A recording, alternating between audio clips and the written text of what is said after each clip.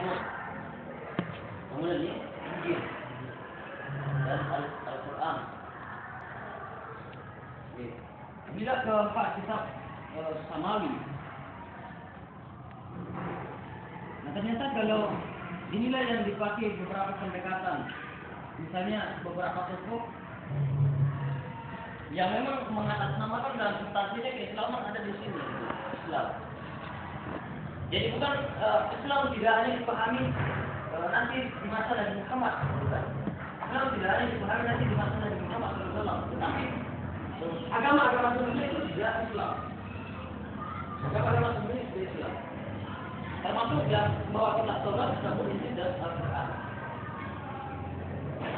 Namun dia berada pada rentang waktu yang berbeda, ya, dengan kondisi yang berbeda dan waktu yang berbeda. Akan tetapi spirit yang dibawa setiap kitab ini adalah Islam.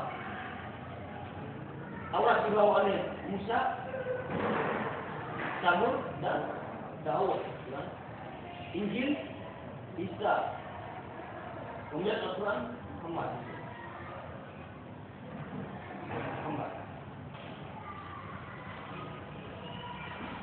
Nah ternyata dari keempat kitab ini kemudian sampai kepada pembagian ini Samawi, ada agama langit dan ada agama bumi atau disebut sebagai agama ardi.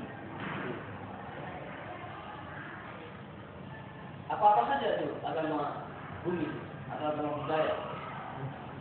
Konghucu, ya termasuk Konghucu.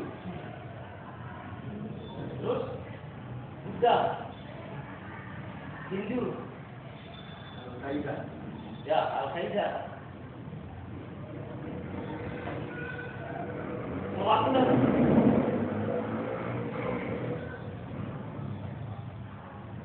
Nah, kenapa kemudian muncul agama-agama seperti ini yang manusia sendiri yang menciptakan atau manusia sendiri yang membuat? Ini menandakan bahwa ternyata dalam diri manusia ada kecenderungan itu untuk bertuhan. Dan ada kecenderungan manusia bagaimana mengatur dan bagaimana memahami siapa itu manusia dan bagaimana memahami aturan-aturan supaya manusia hidup dalam keadaan tertib dan sejahtera atau bahagia, aman. Nah ini berangkat dari lingkungan dan kebiasaan-kebiasaan tempat. Dan ini juga termasuk pada wilayah budaya.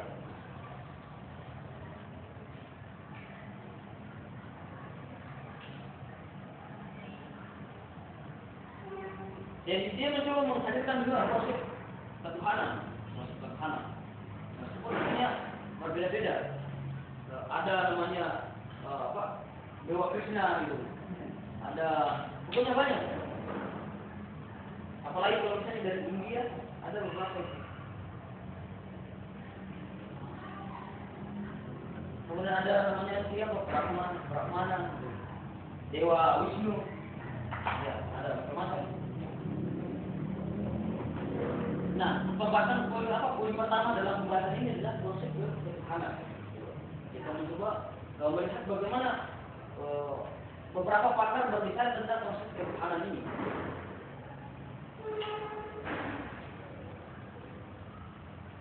Ada beberapa pendekatan orang berbicara pada konsep ketuhanan atau teologi. Yang pertama ada pendekatan budaya, ada pendekatan agama, ini agama. Kemudian ada poin ketiga atau poin C, agama, budaya, apalagi bisa berbicara tentang ini. Kemudian ada psikologi. Kemudian ada pendekatan esoteris.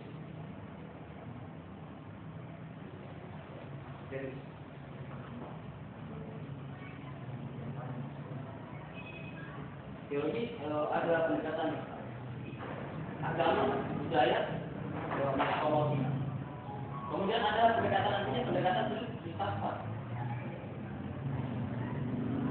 Kemudian di sini sains.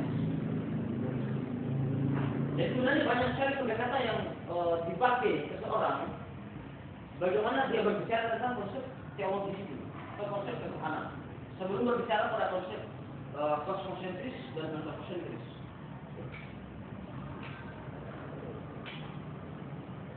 Nah, kalau berangkat dari agama, tadi ini sudah dijelaskan dari awal, 4 mazhab dan beberapa agama dari ciptaan manusia itu agama arti. Nah, kalau pendekatan budaya, inilah yang disorot oleh Auguste Comte atau Auguste Comte. Ya, Auguste Comte yang mengatakan bahwa itu berangkat dari budaya-budaya manusia sehingga menghadirkan namanya proses ketuhanan. Disebut sebagai 3 stadium pengetahuan atau 3 tingkatan pengetahuan. Yang pertama kata Auguste Comte, proses teologi. Yang kedua metafisik. Yang ketiga positivistik.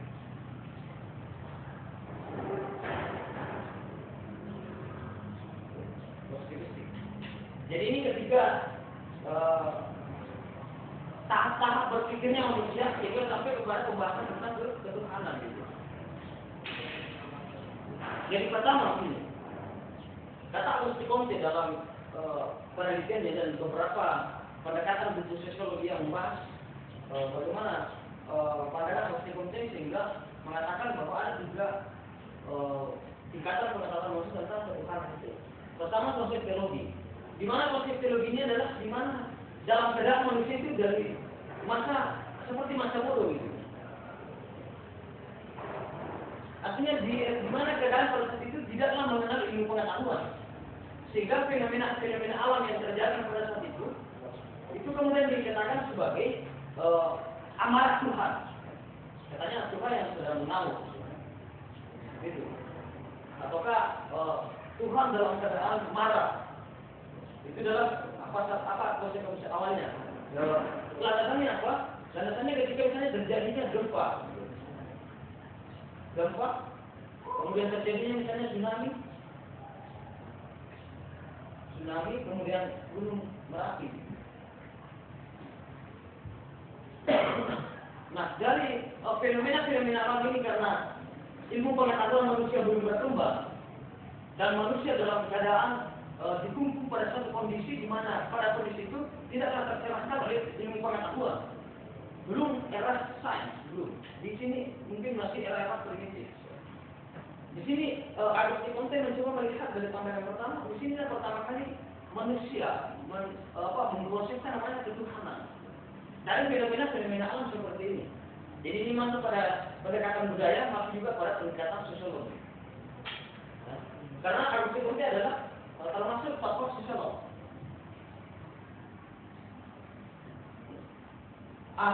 Kalau metafisik, ini adalah tahap kedua menurut Auguste Comte. Metafisik.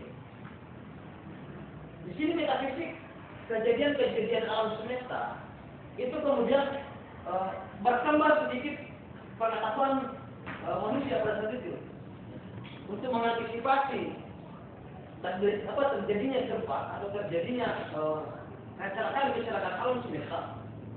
Maka dia mencoba memberikan sesajen. Ya. Jadi dia mencoba memberikan sesajen.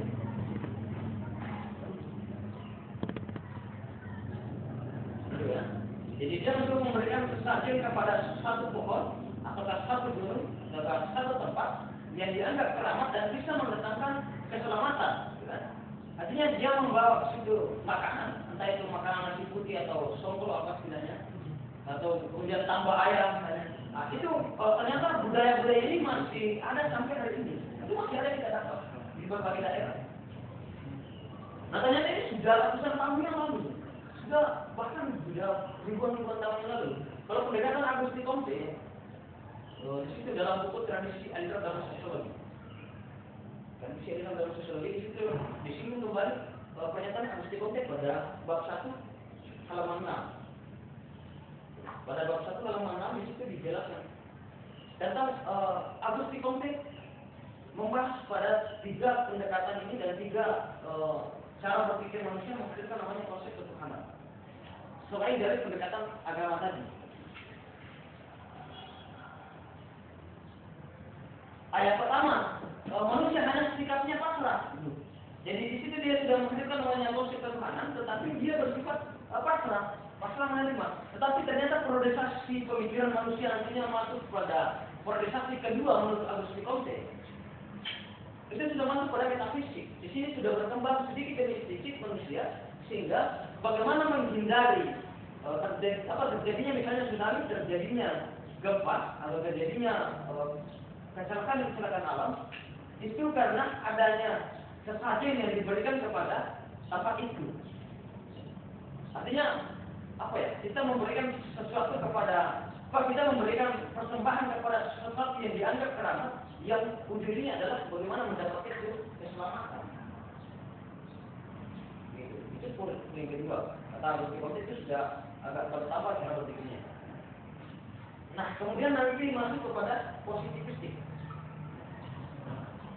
Nah, di era ketiga inilah atau priorisasi pemikiran manusia mengenai konsep teologi itu pada era positivistik. Di mana era positivistik adalah sudah masuk pada era sains. Setelah era budaya nantinya ini, era budaya ini adalah masyarakat yang kemudian bagaimana berpikir mengenai konsep kesepakatan tentang teologi atau ketuhanan disebut sebagai konvensi. Nah, setelah pendekatan budaya masuklah kepada pendekatan sains. Jadi manusia kemudian melihat fenomena-fenomena alam dengan pendekatan sains. Nah, ternyata di pendekatan sains ini atau era positivistik, era modern,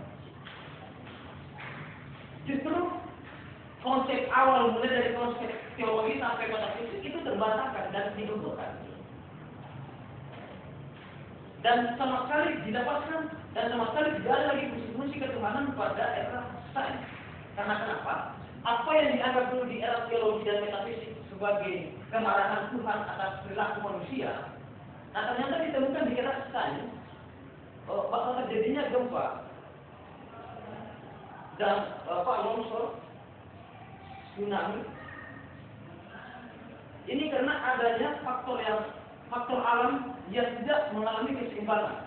Ada pergeseran dari keseimbangan yang sudah tertata normal dahulunya, kemudian ada perilaku manusia, mungkin apakah misalnya mengikis sedikit demi sedikit, kemudian ada ketidakseimbangan ini.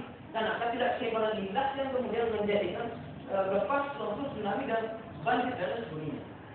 Nah, ini ditemukan oleh ilmu saintifik. Ini gambar di era nanti era filsafat positivistik. Makanya letak dasar pertama positivistik adalah dinobatkan oleh Auguste Comte. Jadi nanti era positivistik ini nantinya itu dialamatkan ke bapak positivisnya adalah Auguste Comte, karena dia yang mencoba mengangkat ini. Nah, di sini ditantanglah pengagamawan yang mengatakan bahwa konsep ketuhanan itu ada sejak dulu, gitu. Sejak dulu. Ternyata dibantah oleh pendekatan budaya dan pendekatan sains.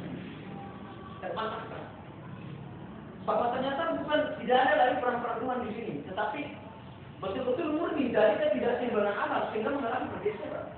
Inilah yang kemudian dikatakan kaum aliran seni ataukah budayawan, seniman. Dia mengatakan bahwa tidak pantas alam semesta kemudian disalahkan ketika terjadi bencana. Ketika terjadi bencana, tak pantas ketika alam semesta itu kemudian disalahkan. Karena sesungguhnya alam semesta bergerak menuju pada titik keseimbangan. Inilah yang kemudian dipakai oleh pendekatan budayawan dan seniman. Katanya, ya, tidak pantas sama sekali ketika manusia menyalahkan alam semesta yang mencap bahwa ini adalah bencana alam. Sesungguhnya itu bukanlah bencana. Tetapi bagaimana alam semesta itu bergerak kemudian sampai menuju pada titik keseimbangan. Nah, kalau alam semesta saja kata kaum aliran budayawan atau seniman Kalau alam semesta saja seperti ini cepat bergeser menuju pada titik keseimbangan secara keluar daripada jalan yang sesungguhnya, kenapa manusia sebagai makhluk yang berpikir tidak cepat menuju pada titik keseimbangan secara keluar daripada realisasi? Nah, ketika manusia sudah menyadari bahwa ini adalah jalan yang salah, kenapa manusia tidak cepat, tidak secepatnya menuju pada titik keseimbangan? Itu adalah jalan kebaikan. Padahal dia adalah makhluk yang berpikir, sementara alam semesta tidak. Nah, itu beberapa pendekatan di kaum budayawan.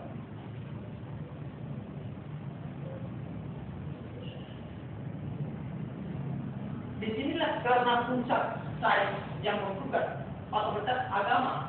Dan ada yang mengatakan era ini adalah era kematian Tuhan. Dan kalau ini istilah yang kemudian dipopulerkan, banyak yang mengatakan bahwa ini yang dipopulerkan oleh Friedrich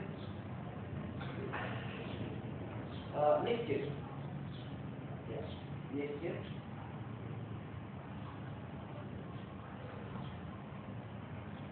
Nah, ternyata dari gagasan Nietzsche, saya melihat ada dua tokoh yang mencoba mengkritik dan bahkan mencoba menganalisis secara akurat pernyataan-pernyataan Nietzsche dan berbagai macam tulisannya, bahkan dari berbagai macam buku-bukunya.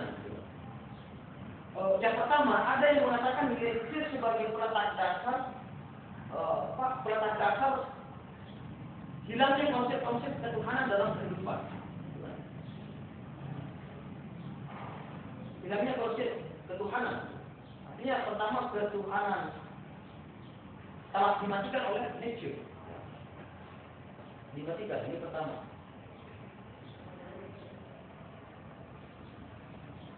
Alasan yang kedua, tokoh yang kedua kemudian mengatakan justru Nietzsche kemudian menghidupkan kembali semangat ketuhanan itu. Menghidupkan kembali konsep ketuhanan atau konsep teologi yang juga dibawa habis oleh era sains, yang sudah tidak lagi tersisa yang konsep, tidak ada lagi tempat ketuhanan tersisa di era sains, karena ukuran sains adalah metode empirikal, dan inilah adalah metode yang sudah diletakkan Eropa di abad 19, abad 17, 19, 20, 21. Artinya metode sains ini nanti ketika beralih antara peradaban timur dan kemudian dialih-alih oleh Eropa sekitar abad 13 nantinya berakhir, abad 13, kemudian 14, 19 disebut sebagai abad pertengahan. Setelah abad pertengahan masuklah ke era modern. Era modern inilah sebagai puncak sains yang meletakkan kebenaran sesungguhnya adalah kebenaran yang mampu diklarifikasi atau mampu di empirikal atau mampu di uji coba di laboratorium.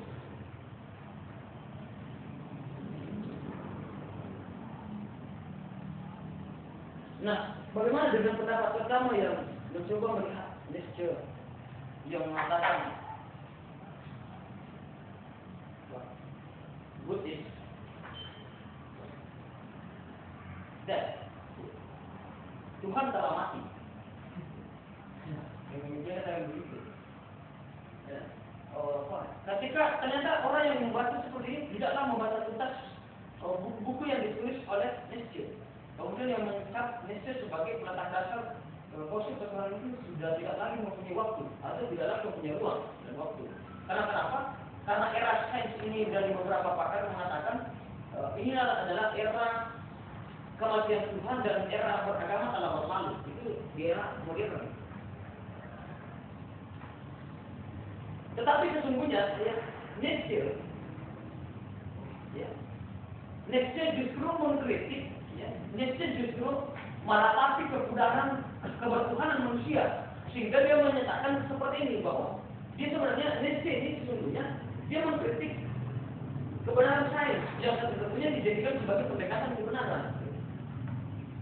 Ternyata ketika ditelusuri secara mendalam, tulisan Nietzsche setelah beberapa tahun kemudian diungkapkan dengan ungkapan seperti ini, ternyata Nietzsche justru mengkritik para pakar-pakar sains atau era sains yang terlalu menyempitkan namanya kebenaran, yaitu harus metode empirikal atau metode saintifik. Nah, justru Nietzsche itu kemudian mengkritik bahwa tidak bisa seperti itu, sehingga Nietzsche kemudian masuk sebagai tokoh modernisme, juga sebagai tokoh postmodern, era postmodern. Ya, Nietzsche postmodern. Ternyata ketika dibaca tuntas gagasan oleh Nietzsche, justru Nietzsche adalah tokoh yang mencoba mengkritik sains bahwa dia meratapi tentang hilangnya keberhasilan seseorang karena adanya pendekatan sains ini, dan banyak orang yang keluar kemudian tidak lagi memperhatikan proses bagaimana proses teologi ini karena katanya sudah tergantikan. Padahal Nietzsche justru mengkritiknya bahwa tidak seperti itu. Ada namanya kebenaran yang memang tidak sampai kepada pemikiran secara empirikal. Ini beberapa pendapat ya dari konsep teologi ini. Oke, ada yang ingin ditanyakan? Silakan kalau ada yang ingin bertanya. Saja. Nah, kemudian setelah era sains masuklah era psikologi. Era psikologi kemudian ada beberapa lagi pendekatan konsep teologi yang mencoba memberikan konsep teologi ini di mana manusia bertuhan itu bukan hanya pendekatan yang dipakai oleh psikologi kemudian Nietzsche, tetapi termasuk juga pendekatan yang dipakai oleh Bertrand Russell.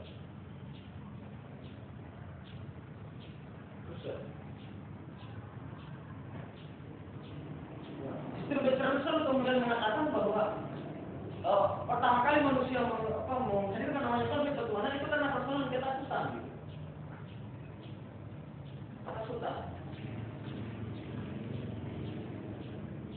Ada beberapa bukunya yang Russell, ada di antaranya bertuhan tanpa agama, punya banyak. Apa faktor psikologinya manusia itu kemudian ada ketertindasan dalam diri manusia atau ada keterasinan dalam diri manusia, atau istilah lain dari Bertrand Russell adalah ada ketakutan dalam diri manusia muncul kemudian menghadirkan konsep ketuhanan, sehingga itu dijadikan sebagai landasan supaya ada tempat mengadu, ada tempat curhat, ada tempat mengaji, ada tempat curhat itu mengurangi rasa ketakutan itu. Ini pernyataan dari Bertrand Russell.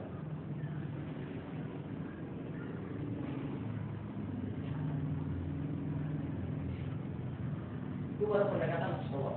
Nah, ternyata di pendekatan psikolog disebut sebagai metode ilmu baru. Nanti menjadi disiplin ilmu yang baru, disiplin ilmu yang dianggap sebagai disiplin ilmu yang baru di era psikolog. Ternyata di era psikologi ini menghadirkan 3 konsep. Yang pertama, analitik atau ilmuwan ilmu. Ada ilmu, kemudian ada psikologi. Kemudian nanti masuk ke era esoterik.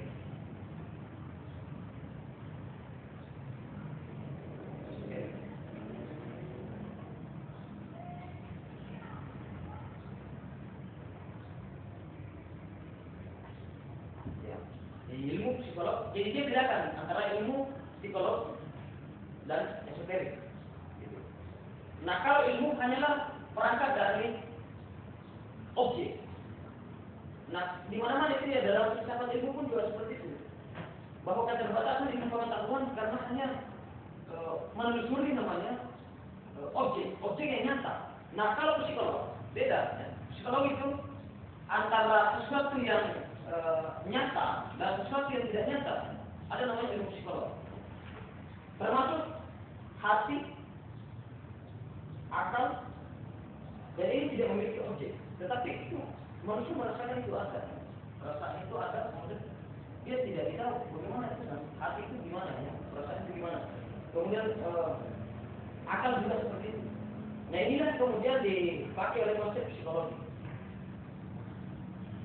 Nah kata kaum psikolog, haruslah kita yakin bahwa ada namanya ilmu, kemudian meyakini juga ada namanya metafisik, ya, ada yang bukan tidak selamanya materi kemudian dianggap ada, tapi non materi pun ada. Nah ketika kedua-duanya ini mampu dikembangkan sebagai tesis dan sintesis, ya, hasilnya adalah esoterik. Esoterik ini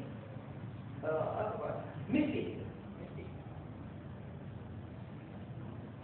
Hasil perpaduan antara ini analisis kemudian masuk kepada sintesis. Jadi ini ilmu ini sebagai analisis, kemudian psikologis ini kemudian disebut sebagai sintesis. Ketika manusia kemudian selalu bersintesis, maka muncullah pengetahuan namanya esoterik. Nah semakin dalam cara manusia memadukan antara analitik analitik, kemudian mensinergikan tentang sintesis ini, kemudian muncul esoterik. Ujung-ujungnya esoterik adalah kepercayaan kepada sesuatu yang gaib, bukan mistik. Ini ada. Jadi katanya semakin ketika seseorang semakin mendalami konsep ini, maka dia sampai kepada pengetahuan sesungguhnya, pengetahuan yang gaib. Ada realitas di balik objek. Ada realitas sesungguhnya di balik objek itu. Ya ini beberapa pendekatan yang orang berbicara tentang ini, tentang teologi.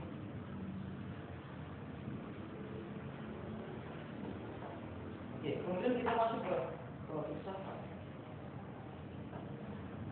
Dan saya pikir bahwa ternyata filsafat justru kembali ada yang kembali mengkaji tentang konsep keadaan itu, ya, keberadaan Tuhan. Eksistensi kembali ditemukan. Filsafat. Kemudian nanti masuk pada filsafat hermeneutik yang mengantarkan era menuju pada era postmodern. Postmodern ini adalah era bagaimana mengkritik dan mengklarifikasi kembali apa-apa yang sudah terlewatkan. Ya. Ini nanti di sini era postmodern.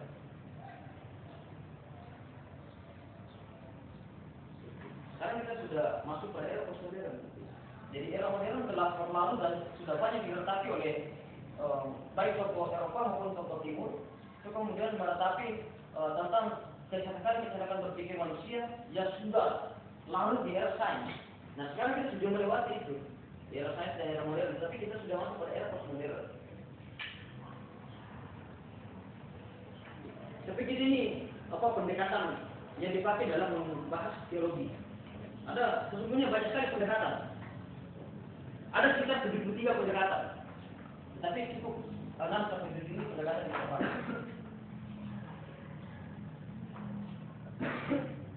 Kemudian kita masuk ke konsep kedua, manusia. Nah sebelum masuk ke manusia, ternyata di konsep ketuhanan ada disebut sebagai teologi penggerak atau teologi perubahan,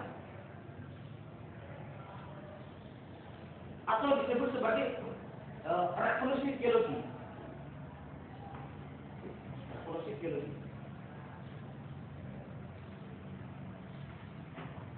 Jadi teologi ketuhanan yang selama ini digabungkan manusia di era teologi masuk nantinya ketika era antropocentris, ya, atau era manusia, Tuhan manusia, ini era antropocentris.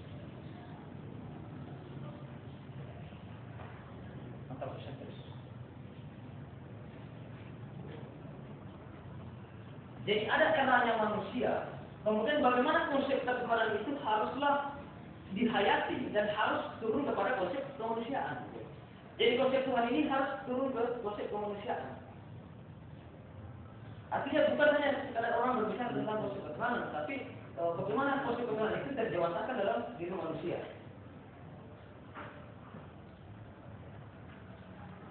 Jadi nanti kan di sini di wilayah manusianya nanti banyak dibahas tentang ada yang dibahas tentang fisik manusia dan ada yang dibahas tentang di luar fisik manusia.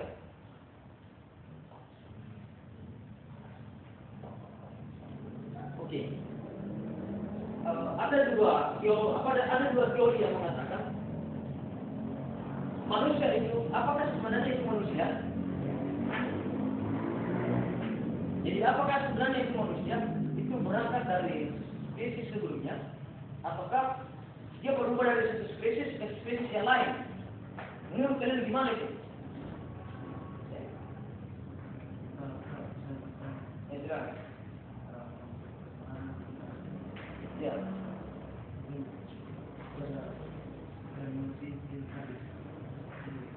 Saya dapat mengatakan kalau kita melihatkan positivisme yang tadi statementnya mengatakan bahwa dia coba mengulas kembali narasi awal untuk mengklarifikasi kebenarannya. Sementara kalau saya dapat dalam postmodernisme ini dalam amat kacamata saya, itu yang saya dapat dalam karakter manusia politik, punya sinteks apa sinteks bersama kritisnya. Yang saya dapat sebenarnya postmodernisme itu adalah sebuah narasi besar yang menghilangkan dari verifikasi filsafat untuk kebenaran. Yang saya dapat kayak gitu. Jadi istilahnya kalau misalnya postmodernisme dia hanya bukan memverifikasi sebuah kebenaran, tapi dia meninggalkan sebuah kebenaran mutlak kayak gitu. Maka yang kedua pada Nietzsche tadi kata-kata ini. Nah ini yang saya bilang Nietzsche.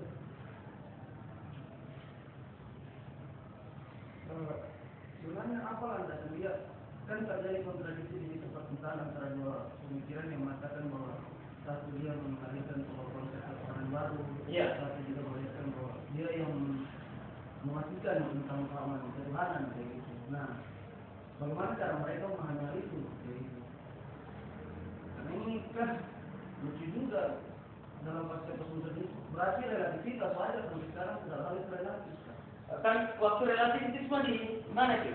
Di era modern juga ya?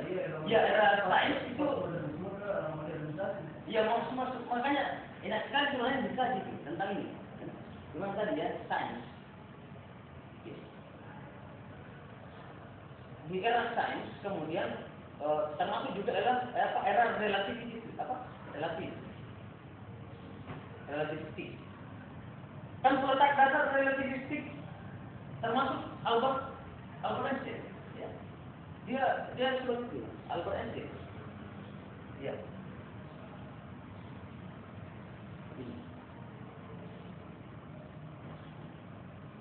Albert Einstein dia salah satu tokoh yang berhasil mematahkan kekuasaan pengetahuan yang dianggap sudah final. Itu penemuannya dari Newton yang menganggap bahwa ilmu pengetahuan itu sudah final menurut Newton. Tetapi ada kemudian abad 19 ini abad 17. Nanti di abad 19 sekitar 2 abad setelah Newton ada Albert Einstein yang mencoba mengkaji lagi lebih jalan tentang kemudian munculnya teorinya sebagai teori rumusnya MC kuadrat.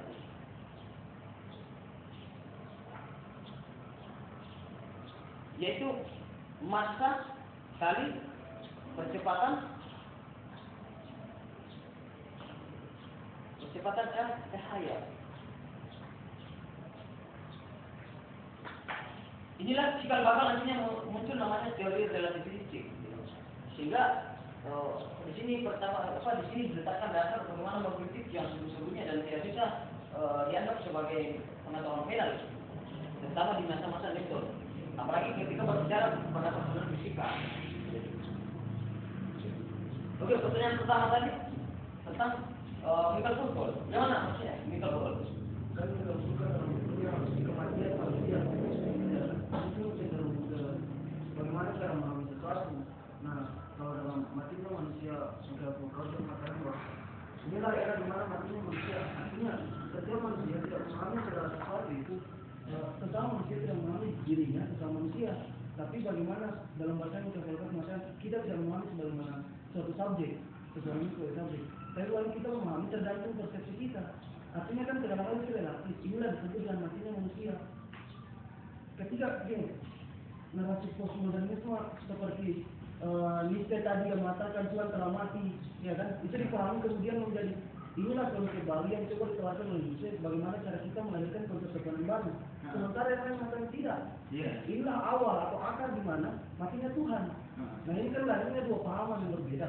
Walaupun kita tidak bisa menafikan bahwa memang dalam setiap pemikiran itu pasti ada dialektika.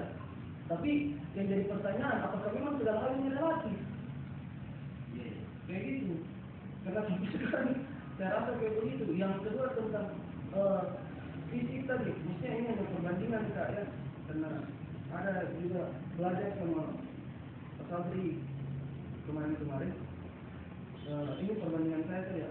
Sebenarnya pada tataran agama budaya dalam pendekatan Agnostikon itu beliau lebih cenderung mendekatkan pada mistik, kemudian metafisik, baru positivistik. Karena kalau konsep teologi, ya konsep teologi itu berbicara tentang ketuhanan. Nah itu kalau berbicara tentang ketuhanan itu harus ada ilmu yang membahas tentang ketuhanan. Nah kayak gitu. Tapi kita harus pakai pendekatan mistik karena terbagi pada sekitar 10.000 tahun sebelum Masehi ada namanya konsep Empero dan Zat yang bertentangan. Lahirlah Dewa Zeus yang memiliki dua orang istri. Nah itu maksudnya konsep mistik. Sementara pada metafisik itu yang disebut agama. Kan? Ini adalah perbandingan saya yang saya dapat dari. Jadi ada memang multitafsir antara pendekatan para perdebatan filosofi terdahulu. Karena ada yang memahami ungkapan filosofi itu dengan pendekatan budaya atau lembaga. Ada pendekatan sains, ada juga pendekatan psikologi. Jadi ada beberapa ilmu pengetahuan dijadikan sebagai pendekatan seseorang sehingga menunjukkan namanya multitafsir. Apa multitafsir? Termasuk misalnya karena kalau kita melihat dalam ini betul-betul mendalami apa yang dinyatakan oleh kita, di situ kan dia banyak membahas tentang relasi kekuasaan. Dia di situ banyak dia membahas tentang relasi kekuasaan. Di mana? Kemudian ada yang dikatakan kekuasaan, kemudian ada namanya kesenangan. Nanti di legal football. Justru saja dapat legal football menganggap mengkritik bahwa ternyata model yang dimaksud seseorang ini itu berkisar pada fisik. Ya nampak saja. Itulah kemudian menjadi penekanan dari ini. Entah itu legal football sebagai pengkritik, tetapi yang seperti itu dia tulis bahwa dia dalam pendekatan sosiologi dia katakan bahwa legal football mengatakan konsep kemodernan orang hari ini itu berpusat pada tubuh atau konsep fisik atau dia lebih banyak cenderung kepada antroposentrisnya atau manusia. Berarti wajar kalau segala hal itu maksudnya kita korelasikan kan di bukunya sendiri menuliskan kita ada pendekatan juga alam medis dalam masalah ini sebagai utama dalam segala 4 hal. Ketika sampai pada sub akal atau akal itu sudah harus relatif karena faktor pertama kita berpendekatan dengan kontrol tadi. Berarti memang sudah harus relatif. Begitu maksudnya lain kata apakah tidak ada kebenaran kita? Kalau tak ada, itu yang menurut saya temukan yang besar. Nah, kalau kita itu tidak ada analogi. Kalau kita dulu dengan kita nanti 1 jam terasa ini. Itu 1 jam terasa sekali setahun. Ya kan? Kayak begitu. Ayah bertanya coklat. Iya, seperti itu. Itu kan relatif. Berarti tidak ada kebenaran mutlak tentang hal ini. Kayak gitu. Nah, makanya ini ketika kebenaran diletakkan proses kebenaran diletakkan pada manusia, maka itu menjadi relativistik. Ketika kebenaran itu kemudian berujung kepada pengetahuan dan dikembalikan kepada kesepakatan manusia atau konsep manusia, maka ujungnya adalah relativistik. Tetapi justru ketika kaum teolog mencoba mengkaji ungkapan Albert Einstein, meskipun dia tokoh relativistik, kemudian muncul teorinya MC kuadrat, massa kali percepatan cahaya. Dia terinspirasi dari pada saat duduk di bawah pohon, kemudian pohon dari dia pohon apa ya? Ya, pohon apa yang jatuh? Pohon apa? Apel, buah apel yang jatuh. Buah apel yang jatuh kemudian langsung mengenai menyentuh tubuh Albert Einstein. Di situ dia berpikir bahwa ada apa kok bisa jatuhnya ke bawah, kemudian cara percepatannya yang seperti ini. Di situ dia sudah sampai ke lingkungan ini, kemudian dia membantah dia meletakkan relativitas ini dan membantah teori Newton bahwa ternyata tidak selamanya apa pada saat itu dikatakan sebagai partikel-partikel terkecil, ternyata masih ada partikel yang lebih kecil dan itu tidak bisa digunakan secara umum. Dan ternyata Albert Einstein yang membantah itu di abad 19. Nah, ternyata ada beberapa tokoh yang melihat cara ungkapannya Albert Einstein pada saat ditanya, siapakah yang mempercepat cahaya itu? Maka Albert Einstein mengatakan faktor X.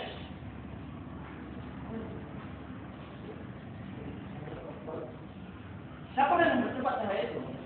Kemudian ada beberapa teori yang mengatakan Albert Einstein menjawab bahwa itu adalah faktor X. Maka kaum biologi mengatakan bahwa ini yang dimaksud Tuhan.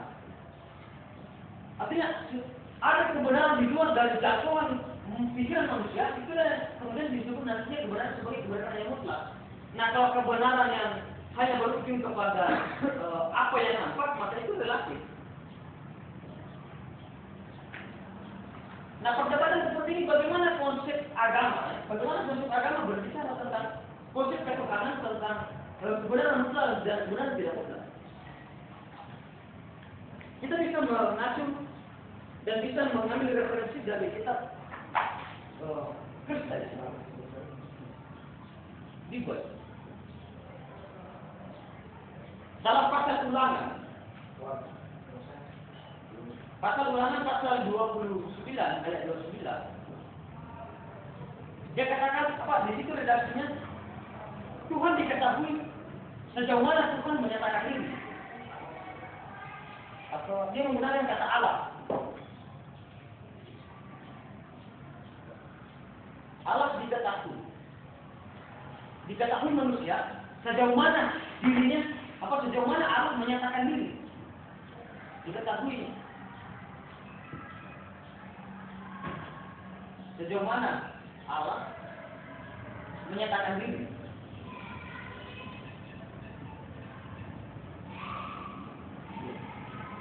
Dan inilah yang bisa dikaji oleh manusia, yang Allah yang menyatakan diri. Dan inilah yang bisa diperdebatkan manusia.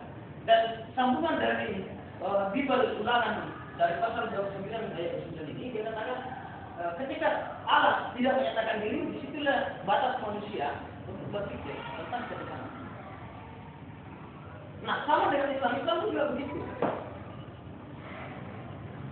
Kenapa kemudian perdebatan di dalam Islam konsep ketuhanan Allah misalnya kemudian masuk pada konsep perdebatan alam manusia? Karena memang pasal 172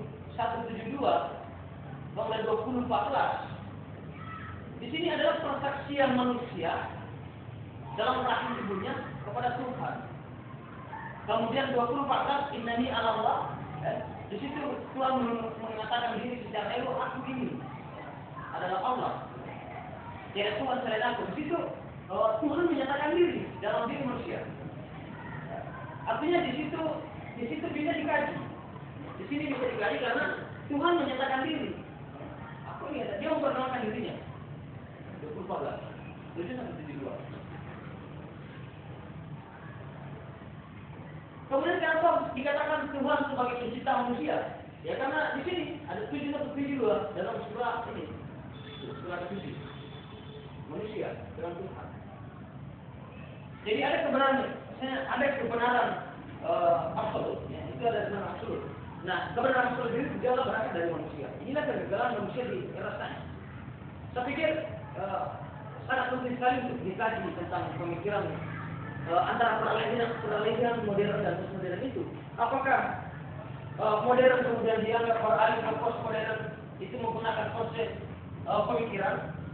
Ataukah kita berbicara pada konsep waktu? Tidak. Ataukah hari ini kita sudah masuk pada era postmodern, tetapi apakah masih ada orang yang berpikir modern hari ini kan gitu? Nah, baru muncul pertanyaan, apakah postmodern itu ukurannya adalah waktu, sebagaimana kita sudah masuk abad 21, ataukah postmodern itu diukur dari cara berpikir? Saya pikir itu banyak sekali perdebatan tokoh mengenai postmodern. Oke, itu antroposentris ya. Nah, ada beberapa gagasan tentang manusia. Kita hanya berada di poin terakhir atau alam atau kosmos. Saya pikir memang ini adalah perdebatan yang sangat panjang antara Tuhan manusia Allah. Tapi ini sangat dilihat keislaman. Jadi adapun keislaman secara secara terperinci misalnya Nabi Muhammad gimana dikasihkan, itu kan sudah lama kalian dapatkan itu dan bisa dikembangkan sendiri. Tapi ini kita berbicara pada sosial umum. Keislaman kepada kasus umum, tidak spesifik kepada Muhammad, tetapi juga mengacu pada teritori dari sebelum Muhammad dan Eropa atau orang yang tidak berislam masuk dalam agama Islam. Masuk dalam agama Islam sebagaimana yang kita pahami. Kemudian di sini alam semesta, dan memang di sini sudah ada perdebatan antara kaum biolog dan kaum apa yang disebut sebagai ada namanya Theo, kaum TI, dan ada TI. Ada itu. Kemudian masuk pada perdebatan selanjutnya antara metafisik, antara materialisme, perdebatan materialisme dan rasionalisme.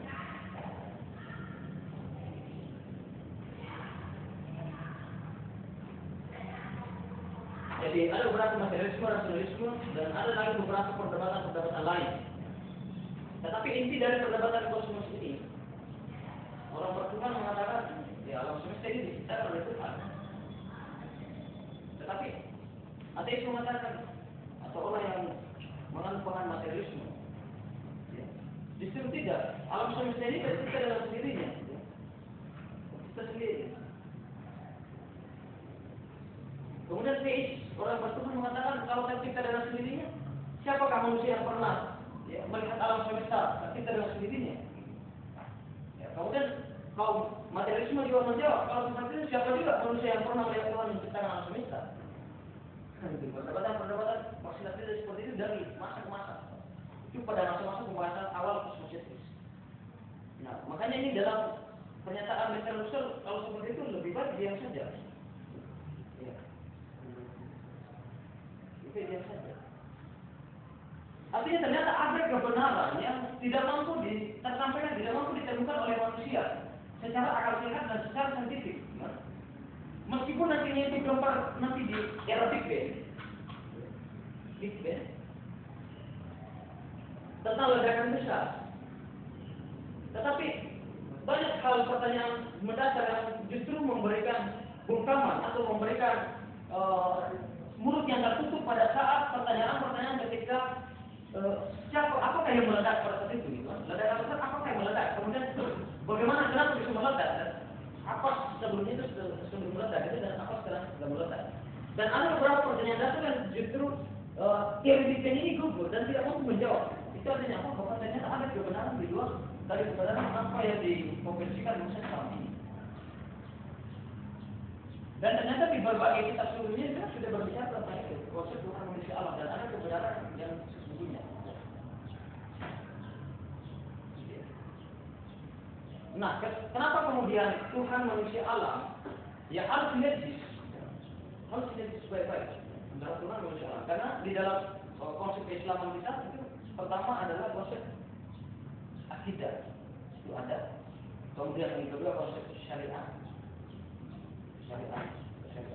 Yang ketiga konsep akhlak. Akidah ini dasar kepercayaan kita, kemudian syariat ini adalah jalan. Istilah dari syariat adalah sumber mata air, ya. Itu lain dari syariat. Sumber kehidupan, sumber mata air. Sebagaimana mata air adalah sumber kehidupan manusia itu. jadi syariat. Kemudian akhlak ini adalah amal soleh. Amal soleh yang dipahami dalam konsep himpunan mahasiswa Islam adalah kebaikan yang dikerjakan di luar daripada diri kita. Kalau misalnya menggunakan waktunya sudah berpuluh-puluh jam beribadah kepada Tuhan, misalnya sholat terus, masjid terus saja terus. Ya. Tetapi banyak yang terlantar di depan rumahnya, banyak kemaksiatan di samping rumahnya, banyak kemaksiatan di samping dirinya. Kemudian mengabaikan itu hanya cenderungnya larinya kepada Tuhan saja terus. Ya. Maka inilah yang kemudian tidaklah masuk pada amal saleh. Karena yang dimaksud amal saleh dalam perspektif NDPH ini adalah atau perspektif Cakra misalnya atau beberapa tokoh-tokoh lain yang dimaksud amal saleh adalah kebaikan yang dikerjakan di luar daripada diri kita. Itu amal saleh. Menolong orang gitu. Dan itulah amal saleh selalu digandengkan iman. Dalam surah Wal-Asri ya, Wal-Asri innal insana lafi khusr amanu wa amilus shalihat itu. Ya, jelas itu. Jadi selama ini ternyata banyak orang yang keliru menyatukan antara konsep iman dengan konsep amal. Dia sudah merasa dirinya masuk dalam surganya Tuhan ketika terlalu banyak menggunakan waktunya untuk beribadah saja kepada Tuhan. Tetapi mengabaikan aspek sosial manusia. Ya. Aspek sosial itu. Nah, aspek sosial di sini akhlak ini aspek sosial. Karena namanya akhlak ya bersentuhan langsung dengan diri kita manusia, diri manusia yang lain atau alam semesta yang lain. Makanya ada akhlak terhadap manusia, ada akhlak terhadap alam dan akhlak terhadap Tuhan. Tetapi yang paling pokok di sini akhlak terhadap manusia dan akhlak terhadap alam. Nah, ternyata selama ini banyak golongan yang menganggap dirinya berakhlak, gitu, hanya dengan mempercantik dirinya di hadapan Tuhan saja. Tetapi tidak mempercantik dirinya kepada akhlak terhadap manusia dengan empati terhadap gejala-gejala sosial, penindasan, perbudakan, eksploitasi. Itu tidak empati terhadap orang seperti itu, berarti dia tidak berakhlak yang sesungguhnya. Tidak sampai. Kemudian alam semesta yang membiarkan saja pihak asing mengeksploitasi kekayaan alam secara liar, bahkan hutan secara liar, dan banyak sekali lahan-lahan yang direbut secara paksa atas nama kerjasama. Tetapi dia di situ, berarti dia tidak berharap pada alam semesta. Nah, kita ini konsep keislaman yang kita pahami adalah bagaimana sinergi di sini. Dan konsep Islam yang kita pahami bukanlah Islam yang simbolik, tetapi Islam pada substansi. Saya pikir inilah yang digagas oleh Novel Smati dengan beberapa tokoh lainnya. Misalnya Greg Barton dari Australia, dia mahasiswa Australia mencoba mengkaji lebih baik pemikiran dari Samuel Johan Effendi dan Abdul Rahman Wahid. Tetapi dia nantinya masuk pada konsep liberal dia. Nah, justru Novel Smati meletakkan dasar-dasar ini ya, jelas sekali dalam bukunya Islam Doktrin dan Peradaban, ya, Tuhan Manusia Alam di situ ya. Kemudian keislaman, kemodernan dan keindonesiaan itu jelas sekali konsepnya. Bagaimana mengaitkan Islam pada konsep kenegaraan, konsep keindonesiaan dan konsep kemodernan. Nah, pertanyaan kemudian, apakah konsep yang ditawarkan Janur itu sudah berlalu padahal sekarang sudah masuk kepada era postmodern? Tidak. Ternyata di era postmodern ini justru semakin diminati cara berpikirnya Novel Smati, Johan Effendi, Ahmad Wahid dan beberapa tokoh-tokoh Islam yang ada di Indonesia itu terhimpun dalam himpunan mahasiswa Islam. Saya pikir masih banyak yang bisa kita kembangkan, nantilah dikembangkan secara masing-masing. Tapi ini adalah konsep-konsep umum yang saya mencoba memberikan gambaran. Dan kembali penekanannya bahwa hanyalah Tuhan yang Maha Esa yang menjadi peletak dasar kebenaran itu. Selain dari itu maka tidak ada kebenaran selain itu, kebenaran itu. Makanya pintu masuk kita ini adalah pintu syahadat. Tidak ada yang atas kecuali Tuhan. Ini adalah Tuhan. Nah, setelah Tuhan, poin pertama pembahasan adalah Tuhan. Setelah dibahas poin pertama, maka wajib hukumnya pembahasan kedua adalah manusia. Kemudian pembahasan ketiga adalah alam. Inilah dalam konsep Kristen pun seperti itu. Ya. Ketika Tuhan sudah menyatakan diri dalam diri manusia, yang menyatakan diri dalam alam semesta bahwa dia yang menciptakan, dia yang pilih, kemudian muncul namanya ada Roh Kudus, ada namanya Tuhan Bapa, ada ya, apa lagi? Tuhan Bapa, Roh Kudus dan ya, bukan. Apa ada istilah lain itu? Tuhan Bapa, amanah dan kudus. Nanti di situ masuk. Gitu. Jadi dikatakan dalam perbincangan Kristen itu seperti itu. Jadi setelah Tuhan menjadi Tuhan, setelah Tuhan betul-betul diyakini sebagai Tuhan, Tuhan yang kedua adalah manusia. Kenapa manusia dikatakan sebagai Tuhan kedua? Itu Tuhan kedua dari alam semesta. Berarti ketika manusia dianggap sebagai Tuhan kedua, disebut sebagai khalifah dalam Islam, ya, khalifah atau perwakilan Tuhan, itulah manusia. Nah, ketika manusia posisinya atas, posisinya lebih tinggi dibanding dengan alam semesta yang dipimpin, kemudian dia kembali menyembah pohon, ya, dia kembali menyembah gunung, batu dan sebagainya, berarti dia adalah tunduk pada sesuatu yang dibawa di manusia. Ya. Jadi konsep syirik itu bukan Tuhan marah pada konsep syirik, khusus tidak. Tetapi justru kasihan kepada manusia sudah diangkat baik-baik. Ya, derajatnya kok menyembah sesuatu hal yang dibawanya. Itu lucu sekali. Ketika sudah di posisi di atas, menyembah di bawah. Sebenarnya kita ketika masuk posisi di atas, yang menyembah lagi yang paling atasnya itu Tuhan. Tuhan semesta alam. Atau Tuhan yang Maha Esa. Itulah konsep keislaman. Jadi seluruh-seluruhnya di mana Islam ini di mana membawa keselamatan. Seperti pembahasan awal tadi, keselamatan. Aslaman muslim Islam. Kemudian itu konsep keselamatan. Jadi siapapun yang mengarahkan ke konsep keselamatan ini, saya pikir itulah adalah ajaran-ajaran Islam sesungguhnya. Inilah yang dipakai beberapa tokoh, ya, beberapa pendekatan sehingga muncullah nantinya gagasan-gagasan liberalisme, pluralisme. Tetapi ada yang nanti yang memahami pluralisme hanya berbicara pada konsep teologi, tetapi saya berbicara pluralisme dan liberalisme pada konsep satu manusia. Tapi itulah sekalianlah yang mengembangkan itu. Bagaimana relevan perdebatan Islam hari ini, kita sudah masuk pada perdebatan liberalisme agama dan pluralisme agama. Jadi liberalisme agama dan pluralisme agama bukanlah kebenaran, tetapi itu kenyataan. Itu kenyataan. Tetapi ternyata banyak orang yang salah pahami tentang konsep Nur. Antara menyamakan semua agama, gitu, membebaskan semua orang berpikir tentang agama, kemudian menyamakan semua agama Islam dengan agama-agama yang lain. Tetapi Cak Nur tidak membahas pada wilayah teologinya, tetapi Cak Nur menyentuh pada wilayah antroposentrisnya, kemanusiaannya. Saya pikir itu adalah gambaran awal. Ya, si Guru ini sekarang mempermantap lagi itu kajian-kajian tentang itu tadi, ya, tentang postmodern itu, peralihan antara modern ke postmodern, kemudian masuk kajian Michael Fromm-nya di situ. Ada kesenangan manusia. Kemudian diletakkan modern itu berpusat pada tubuh sehingga ya tubuh sebagai objek, ya, sebagai objek hari ini yang menjanjikan.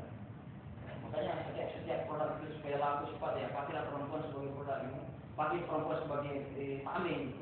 Caleg-caleg hari ini bagaimana dia mengkampanye katanya kreatif, justru dia menyewa perempuan yang seksi dan cantik, memulai setiap tersebut bahkan bisa.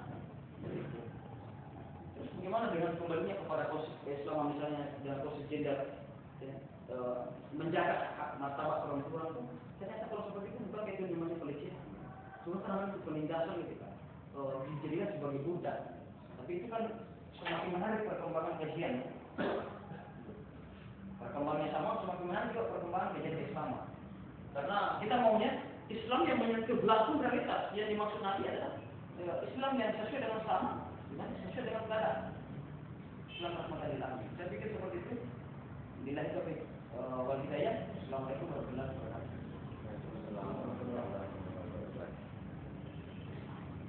Ya, demikianlah tadi materi yang kembali bawakan rekan Hamzah, dan ada pun untuk kawan-kawan sekalian, saya rasa